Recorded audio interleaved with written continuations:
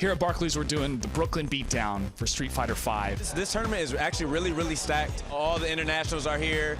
All the top players are here. With any open tournament, there's always a chance that somebody from off the street could come in and whoop in this tournament. I think the chances are pretty high that that could happen. If you have a pro you look up to and you just want to play tournament, it could be whatever level you are. You could be a high-level player, low-level player. Maybe you just want to play just for fun.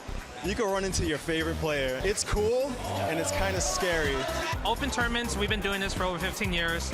There's always that one guy that comes out of nowhere and is like, hey, I just want to enter a tournament, see how I do. And they do really good. Every time I enter a tournament, I always think I can win.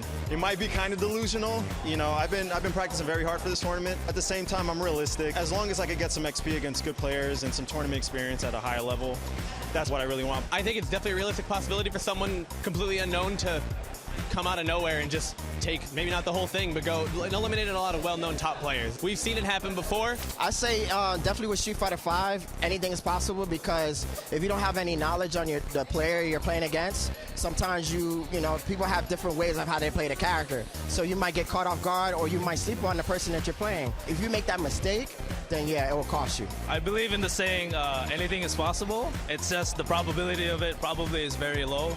Just because the people that have been at the top, they've been at the top for years. Those guys, they play professionally. They have the time and energy.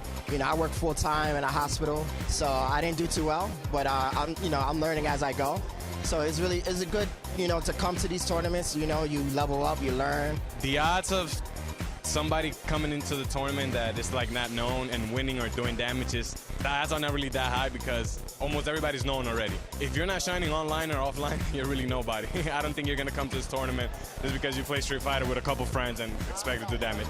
Not gonna happen. You never know. There are killers everywhere. They kind of simplify Street Fighter 5 down to make it so, like, people who see top players such as myself or others, they say, hey, he's really good. If I practice or put this amount of time in, I could do that good. And they come out and they do better than they expected. They say, well, hey, maybe I could actually put a little bit more time in and be as good or maybe challenge my favorite player. So I absolutely think someone off the street could come in and knock off a really good player and make a name for themselves. That's how top players start, is you come in and you make a lot of noise and then you get noticed by everybody else. And you keep playing from there, play with better players, and you just grow until you're one of the tops. And I look forward to see who's going to be stepping in that arena to take on some of the most noteworthy players so far. But any tree can fall, is what I like to say. They may be the biggest tree with the deepest roots, but they could still fall.